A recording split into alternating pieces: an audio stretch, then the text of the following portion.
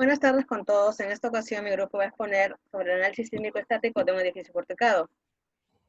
Nuestros integrantes son Camacho, Briceño, Harold López, Alba James, Lozano Durán Alexander y por mí Tanaka Verde Hillary. La introducción. La ingeniería sismorresistente cumple una función fundamental dentro del diseño estructural, ya que una mal diseñación produciría muchas pérdidas humanas, materiales, etc. Por ello es necesario tomar con seriedad la evaluación sísmica y los efectos que éste produciría en las edificaciones. El objetivo de este trabajo es diseñar una edificación sismorresistente de tal manera que nos dé tiempo para evacuarnos ante un evento que llegaría a ser el sismo. Las especificaciones técnicas. Datos iniciales. Se tiene una edificación de concreto armado de 5 pisos, tipo porticado con zapatas aisladas, cuyas características y especificaciones son las siguientes. El concreto llegaría a ser 210 kilogramos por centímetros cuadrados, el acero de 420 kilogramos centímetros cuadrados y según la norma es 0,60. La ubicación llegaría a ser en Trujillo, ya que es el lugar donde yo nací. Las dimensiones en planta, ya que el L1 llegaría a valer 5 metros, L2 5 metros de igual manera y L3 7 metros. Diafragma horizontal llegaría a ser una losa aligerada, el uso llegaría a ser una oficina, planta típica B, categoría C, y el tipo de suelo sería un suelo intermedio, asumiendo una resistencia de suelo de 4 kilogramos. Y como dije, va a ser una planta típica B, ahí nos brindó las alturas que se deberían de emplear.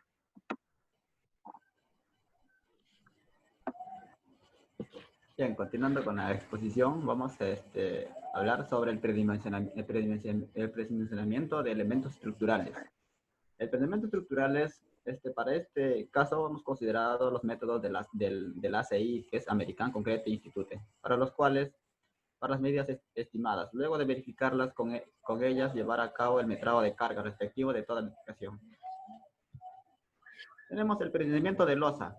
Para el predimensionamiento de losa tenemos los pedazos de la losa aligerada podrían ser dimensionados utilizando el siguiente criterio, que viene a ser el LN sobre 25. El LN viene a ser la longitud del lado mayor entre 25, para lo cual acá tenemos nuestros datos respectivos. La resistencia del concreto 210, el área total viene a ser 17 por 15, que es 255 metros cuadrados.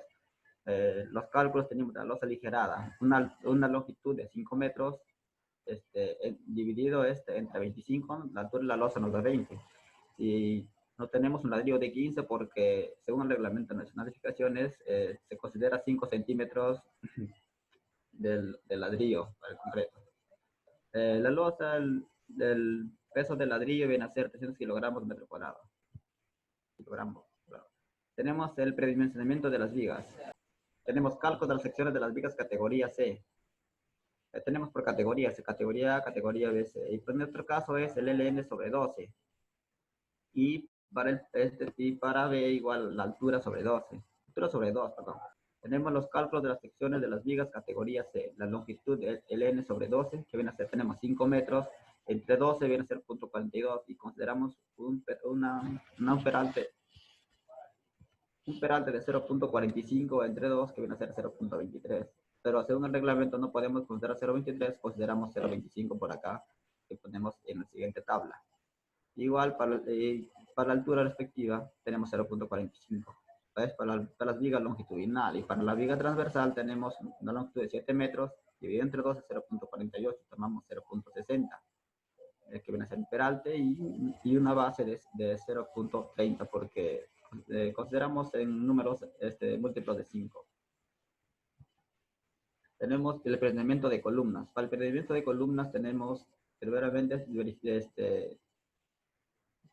saber qué tipo de columnas vamos a tener en la edificación. Para el caso de las columnas centradas, tenemos el área de la columna centrada viene a ser igual al peso por unidad del área, el P, el A viene a ser el área tributaria, el N el número de pisos. Este factor es 0.45 por eje prima C, que van a ser la resistencia concreto. Para las columnas excéntricas tenemos el área de la columna, es misma fórmula de acá, pero dividido entre 0.35 por el eje prima C, para las columnas excéntricas. Tenemos el prendimiento de columnas. Acá tenemos el total del peso, que viene a ser 1000 kilogramos. Tenemos el prendimiento de columnas. Aquí tenemos una imagen más o menos para ver los tipos de columnas. Las esquinadas vienen a ser las 1 y las 2 vienen a ser las excéntricas y las 3 las centradas. Tenemos el prendimiento de columnas. Tenemos la categoría C, como ya continuamos, con que va el T, viene igual a ser microgramos. Centro completo 210, número de pisos 5. Como estamos, nos quedamos en el prendimiento de columnas. Para el prendimiento de columnas tenemos las siguientes dimensiones: el área tributaria es de 25, la esquinada de 15 metros y la céntrica de 30 metros. Para calcular esta área de columnas tenemos, con estas fórmulas de acá se calculan las áreas de las columnas.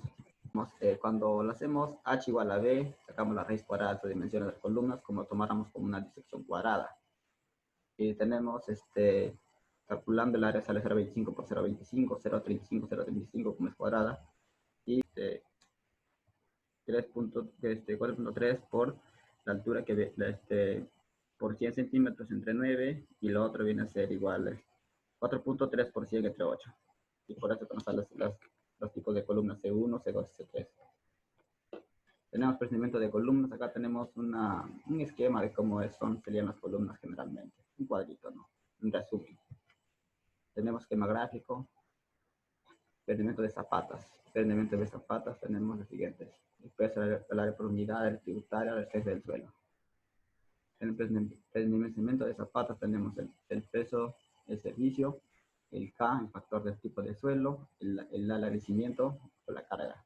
Calculando todo esto tenemos el área 31.25 por 0.8 por 40. Sale que el área zapata es 0.97. Y para calculando tenemos que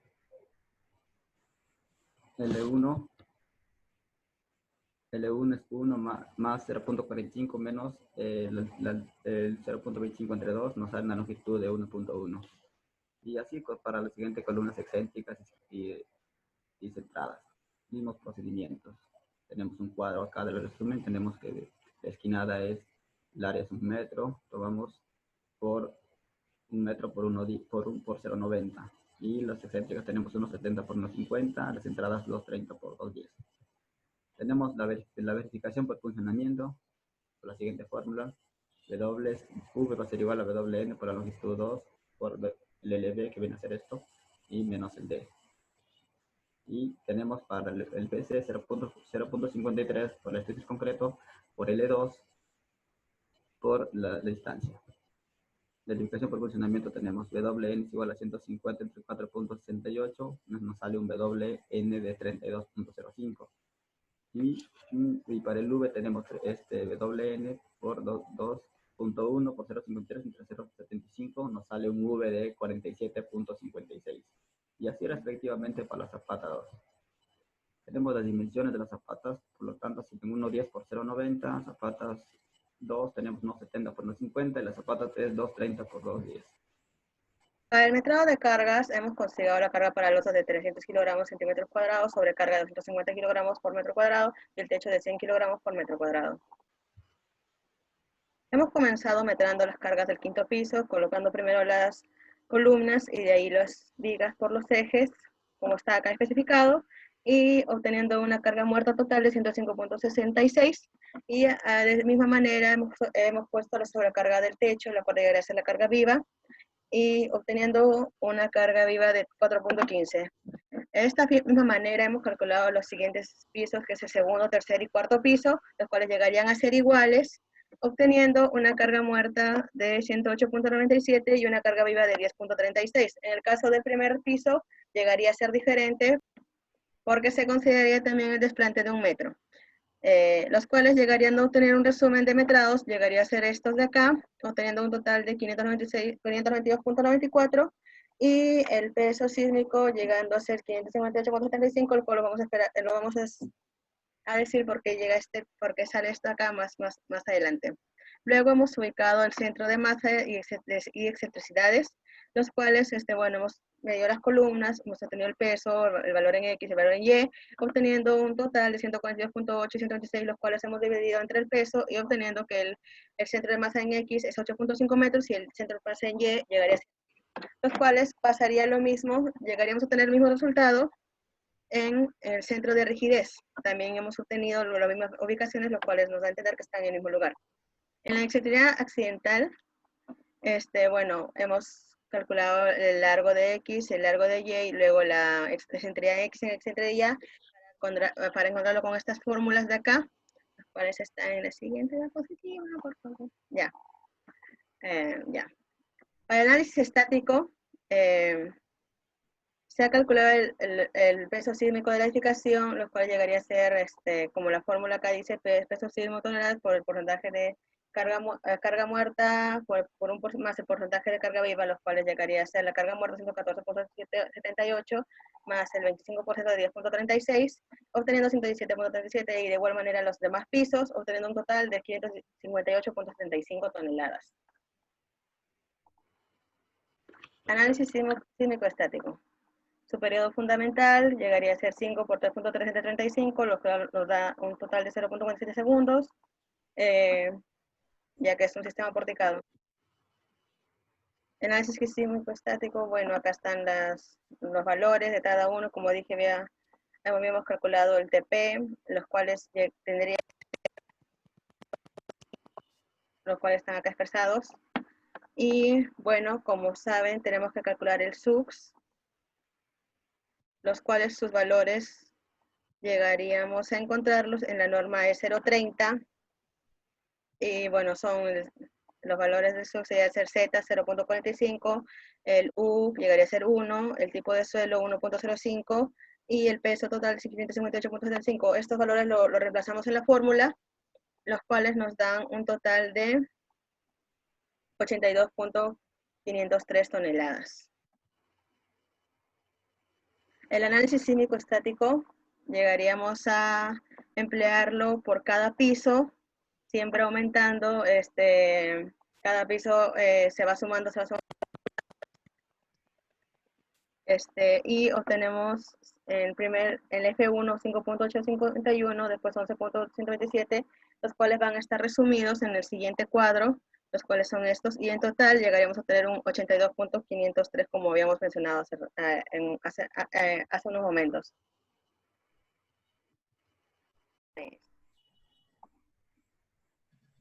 Ya, continuando con la exposición, vamos a ver lo que es la distribución de la fuerza sísmica por altura.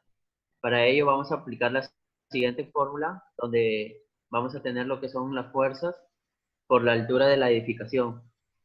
Haciendo esos cálculos y tomando en cuenta que K es igual a 1, me va a dar los siguientes resultados como se muestran en el cuadro, ¿no?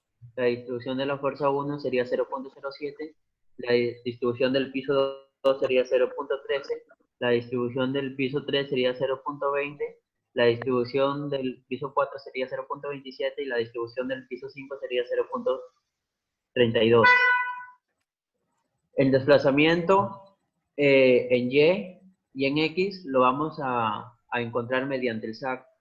Para ello vamos a hacer lo que es la modelación en el programa y nos va a botar los desplazamientos en X y en Y, que son como se nos muestra en el cuadro de doble entrada que tenemos. Y luego aplicando la siguiente fórmula que se muestra en el recuadro rojo, vamos a hallar lo que es el T normativo, tanto en X y en Y, reemplazando los valores, ya que P1 es el peso sísmico de la edificación y el F sería la fuerza sísmica por sismo de la edificación. Nos va a dar que en TX, que el periodo normativo en X es 0.44 y el periodo normativo en Y es 0.79. Y el periodo fundamental nos da 0.47. Y verificando vamos a tener un porcentaje de error de 61.70. Asimismo, vamos a hallar las distorsiones. En el nudo, en cada nudo, eso también se hace mediante el SAC, tanto en sismo en X como en el sismo en Y. Y vamos a ver, para que la distorsión cumpla, tiene que ser igual o menor a 0.007. En este caso, lo que es en Y no va a cumplir y en X solo hasta el tercer piso cumple. Eso quiere decir que vamos a tener que reforzar nuestra edificación. Y las fuerzas internas, por sismo en X y por sismo Y, en la cortante me va a dar lo que es 7.19, en la axial 18.32 y el momento máximo es 20.94 en sismo en X. Y en sismo en Y, las fuerzas internas máximas en la axial me da 19.96, en la cortante 8.29 y en el momento máximo 22.9. Con el trabajo tenemos la determinación de regularidades. Las irregularidades en altura de rigidez, también conocido como piso blando. Se define que existe un piso blando cuando la resistencia lateral es un determinado nivel. Es menor al 85% que la del piso inmediato superior. Por otro lado, se puede considerar que existe irregularidad de rigidez cuando la suma de las áreas de los elementos verticales de corte en un piso es menor al 90% del promedio de la suma de las áreas transversales de los tres últimos niveles. La irregularidad de masa se considera que se tiene esta irregularidad cuando la masa efectiva, es decir, carga muerta, más carga viva es mayor al 150% en un nivel que en un nivel adyacente a este. La discontinuidad en los sistemas resistentes se considera este tipo de irregularidad cuando existe un desplazamiento en el plano de los elementos resistentes a los cargos laterales, mayor que la longitud de esos elementos. Vemos el diagrama, como nos están informando. Tenemos la irregularidad geométrica vertical, cuando la dimensión horizontal de un sistema de fuerzas laterales de determinado nivel, en este caso, la planta de la edificación es mayor al 130% de las fuerzas laterales existentes en el piso adyacente. Las irregularidades en la planta y la irregularidad torsional, se debe considerar que existe irregularidad torsional cuando el máximo desplazamiento relativo del piso deriva, calculando incluyendo la torsión occidental en un extremo de la estructura transversal a un eje, es más de 1.2 veces el promedio de los desplazamientos relativos del piso de los extremos de la estructura. En las esquinas entrantes, en nuestra edificación no hay problema de esquina entrante, pues se ha hecho el reforzamiento de brazos rígidos para evitar la torsión en la unión de columna viga.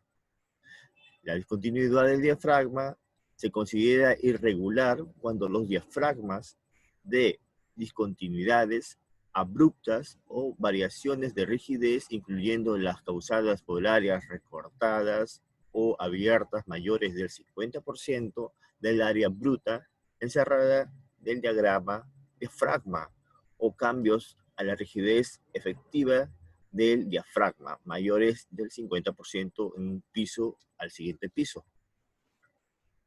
Prosiguiendo, gracias, eso ha sido todo.